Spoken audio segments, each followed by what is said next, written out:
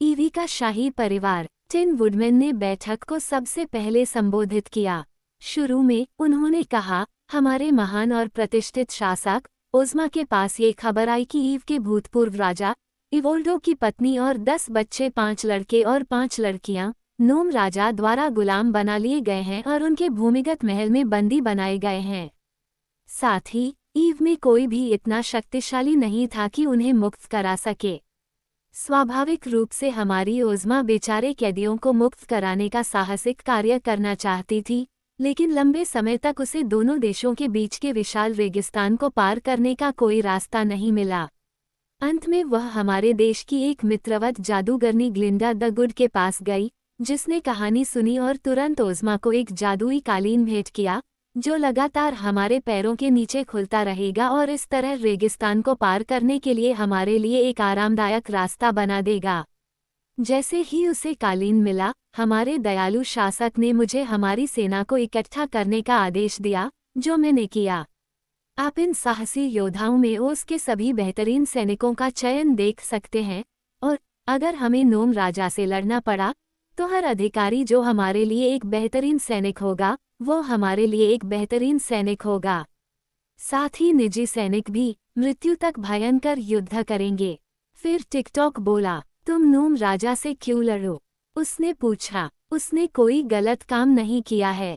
कोई गलत नहीं, डोरोथी चिल्लाई। क्या एक रानी माँ और उसके 10 बच्चों को कैद करना गलत नहीं है?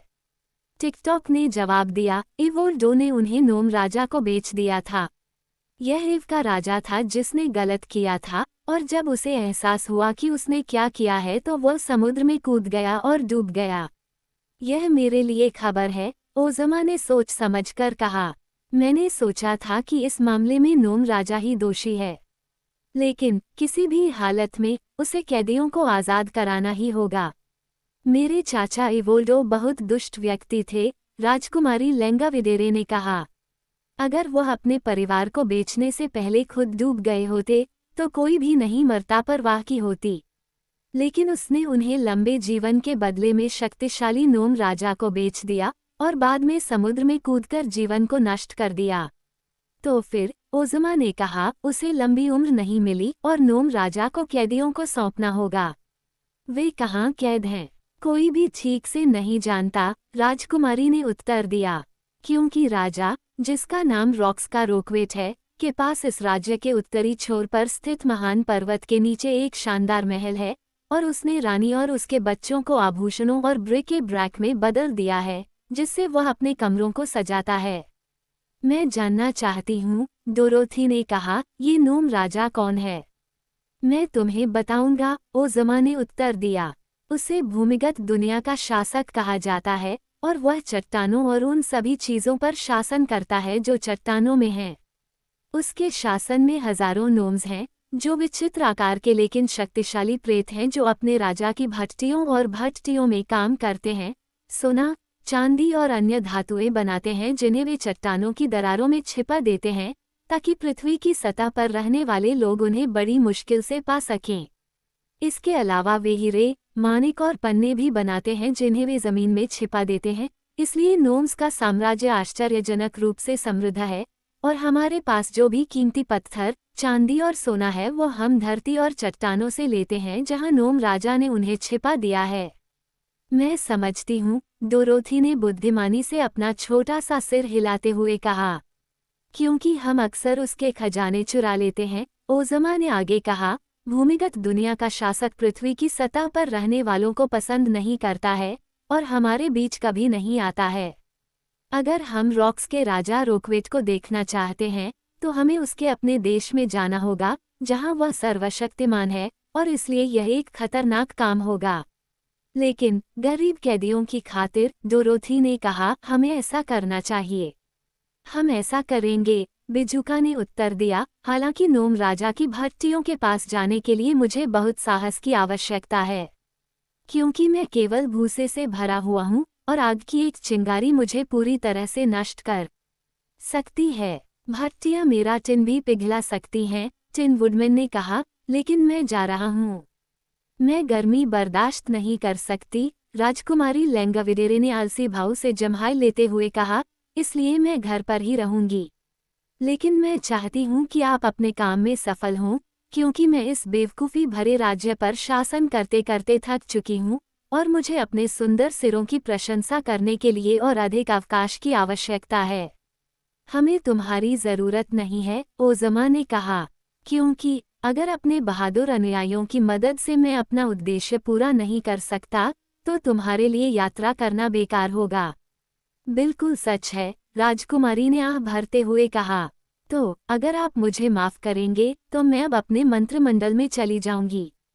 मैंने ये सिर काफ़ी समय तक पहना है और मैं इसे दूसरे से बदलना चाहती हूँ। जब वो उन्हें छोड़कर चली गई और आप निश्चिंत हो सकते हैं कि किसी को भी उसके जाने का दुख नहीं हुआ, ओज़मा ने टिकटॉक से कहा। क्या आप हमारी पार्टी में शामिल होंगे? मैं उस लड़की डोरोथवाई का गुलाम हूँ जिसने मुझे जेल से छुड़ाया था, मशीन ने जवाब दिया। जहाँ वह जाएगी, मैं भी वहाँ जाऊँगा। ओह, मैं अपने दोस्तों के साथ जा रही हूँ, डोरोथी ने जल्दी से कहा।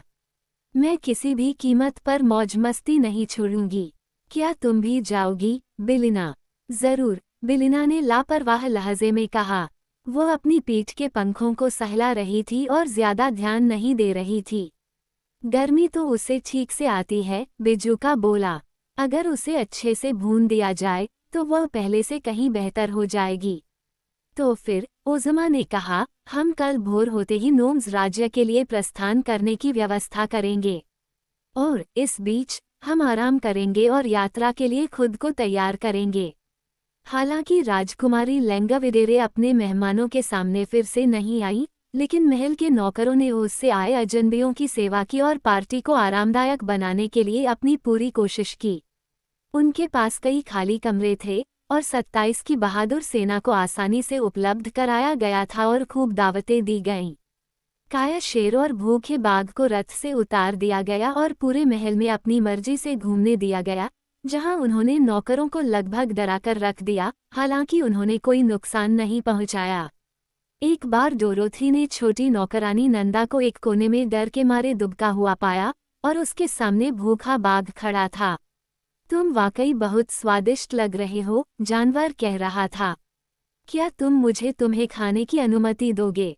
नहीं, नहीं, नहीं, नौकरानी ने जवाब में कहा। तो फिर, बाघ ने भयभीत होकर जम्हाई लेते हुए कहा, कृपया मुझे लगभग 30 पाउंड टेंडरलॉइन स्टेक लाकर दीजिए, जिसे बिना पकाए पकाया गया हो, साथ में उबले हुए आलू का एक पैक और मिठाई के लिए 5 गैलन आइसक्रीम। मैं अपना सर्वश्रेष्ठ प्रयास करूंगी, नंदा ने कहा और वो जितनी तेजी से भाग सकती थी, भाग गई। क्या तुम्हें बहुत भूख लगी है? डोरोथी ने आश्चर्य से पूछा।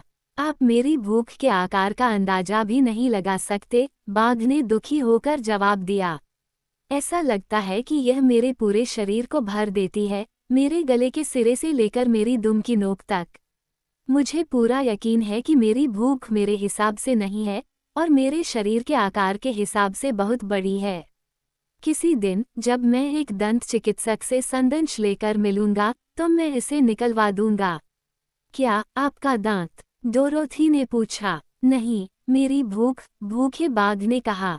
छोटी लड़की ने दोपहर का अधिकांश समय बिजुका और टिन वुडमैन के साथ बात करते हुए बिताया, जिन्होंने उसे डोरोथी के जाने के बाद से ओज़ की भूमि में हुई सभी घटनाओं के बारे में बताया। उसे ओज़मा की कहानी में बहुत दिलचस्पी थी, जिसे एक दुष्ट बूढ़ी चुड़ैल ने चुरा लिया था और एक लड़के में बदल दिया था। उसे तब तक पता नहीं था कि वो कभी लड़की थी जब तक कि उसे एक दयालु जादूगरनी ने उसके प्राकृतिक रूप में वापस नहीं ला दिया। तब पता चला कि वह उसके पूर्व शासक की एकमात्र संतान थी और उसके स्थान पर शासन करने की हकदार थी।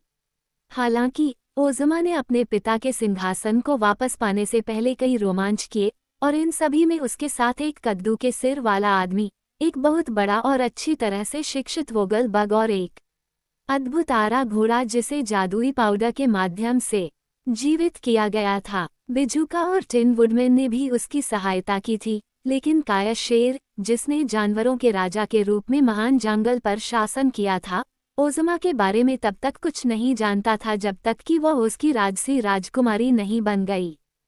फिर वो उसे देखने के लिए एमरल्ड सिटी गया और यह सुनकर कि वो उस देश के शाही परिवार को आज़ाद करने के लिए ईव की भूमि पर जाने वाली थी, काया शेर ने उसके साथ जाने की विनती की और अपने दोस्त भूखे बाघ को भी साथ ले गया। ये कहानी सुनकर डोरोथी ने उन्हें अपनी साहसिक यात्रा सुनाई और फिर अपने दोस्तों के साथ सॉहस को खोजने निकल पड़ी, जिसे ओज़मा ने सोने की प्लेटों से सुसज्जित किया था ताकि उसके पैर घिस न जाएं। वे बगीचे के गेट के पास निश्चल खड़े सॉहस के पास पहुंचे, लेकिन जब डोरोथी का उससे परिचय कराया गया तो उसने विनम्रता से सिर झुकाया और अपनी आंखें झपकाईं, जो लकड़ी की गांठें थीं, और अपनी पूंछ हिलाई, जो केवल एक पेड़ की शाखा थी। जीवित रहना कितनी अद्भुत बात है, डोरोथी ने कहा। मैं आपसे पूरी तरह सहमत हूँ, सॉहस ने कर्कश लेकिन अप्रिय आवाज में उत्तर दिया। मेरे जैसे प्राणी का जीने का कोई मतलब नहीं है, जैसा कि हम सभी जानते हैं। लेकिन ये जादुई पाउडर था जिसने ऐसा किया, इसलिए मुझे उचित रूप से दोषी नहीं ठहराया जा सकता। बिल्कुल नहीं, डोरोथी ने कहा, और तुम कुछ काम की भी लगती हो, क्योंकि मैंने देखा कि बिजुका तुम्हारी पीठ पर सवार है। हाँ, मैं उपयोगी हूँ, सॉहस ने उत्तर दिया, और मैं कभी थकता नहीं, मुझे कभी खिलाने की जरूरत नहीं पड़ती या किसी भी तरह से मेरी देखभाल नहीं करनी पड़ती। क्या तुम बुद्धिमान हो? लड़की ने पूछा। बहुत नहीं, प्राणी ने कहा। जब इतने सारे प्रोफेसरों को इसकी जरूरत है, तो एक आम सॉहस पर अपनी बुद्धिमत्ता बर्बाद करना मूर्खता होगी। लेकिन मैं अपने गुरुओं की आज्ञा का पालन करने और जब मुझे कहा जाए तो गिद्धडुप या वाह करने के लिए पर्याप्त जानता हूँ। इसलिए मैं काफी संतुष्ट हूँ। उस रात डोरोथी ओमा के शयन कक्ष के बगल में एक छोटे से सुखद शयन कक्ष में सोई, और बिलिना बिस्तर के पायदान पर बैठ गई और उसने अपना सिर उसके पंख के नीचे छिपा लिया और उसी स्थिति में गहरी नींद में सो गई, जैसे डोरोथी अपने मुलायम तकिए पर सोती थी। लेकिन भोर होने से पहले ही सभी जाग गए और चहलकदमी करने लगे, और जल्द ही साहसी लोग महल के बड़े भोजन कक्ष में जल्दी जल्दी नाश्ता कर रहे थे। ओज़मा एक लंबी मेज के सिरहाने एक ऊंचे मंच पर बैठी थी, उसके दाहिने हाथ पर डोरोथी और बाएं हाथ पर बिजुका था। बिजुका ने बेशक कुछ नहीं खाया, लेकिन ओज़मा ने उसे अपने पास बिठा लिया ताकि वो खाते समय यात्रा के बारे में उससे सलाह ले सके। मेज के नीचे ओज़ के 27 योद्धा बैठे थे, और कमरे के अंत में शेर और बाघ फर्श पर रखी केतली में खाना खा रहे थे, जबकि बिलिना इधर उधर बिखरी हुई चीजों को उठाने के लिए इधर उधर भाग रही थी। भोजन समाप्त होने में अधिक समय नहीं लगा और फिर शेर और बाघ को रथ में जोत दिया गया और दल नोम राजा के महल की ओर प्रस्थान करने के लिए तैयार हो गया। सबसे पहले ओज़मा सवार हुई, डोरोथी उसके बगल में सुनहरे रथ में थी और बिलिना को अपनी बाहों में जकड़े हुए थी। फिर सॉहस पर बिजुका आया, उसके ठीक पीछे टिन वुडमैन और टिकटॉक साथ साथ मार्च कर रहे थे। इसके बाद ये सेना में शामिल हुए, अपनी शानदार वर्दी में बहादुर और सुंदर दिख रहे थे। जनरलों ने कर्नलों को आदेश दिया और कर्नलों ने मेजरों को आदेश दिया और मेजरों ने कैप्टनों को आदेश दिया और कैप्टनों ने प्राइवेट को आदेश दिया, जो गर्व के साथ मार्च कर रहा था क्योंकि उसे अपने आदेश देने के लिए बहुत से अधिकारियों की आवश्यकता थी। और इस प्रकार भव्य जुलूस महल से निकलकर दिन निकलते ही सड़क पर चल पड़ा, और जब तक सूरज निकला वे घाटी की ओर अच्छी प्रगति कर चुके थे जो नोम राजा के क्षेत्र की ओर जाती थी।